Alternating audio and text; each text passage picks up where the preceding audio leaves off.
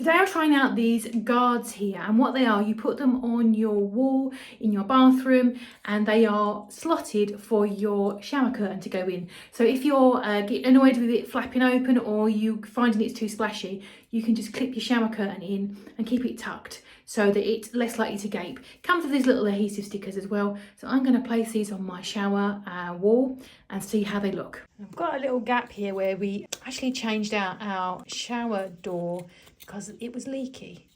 So I'm just going to put these on here. I think this is how you do it. Here we go. So, and I could apply the adhesive to there and to there to hold it in place. I think that looks about right.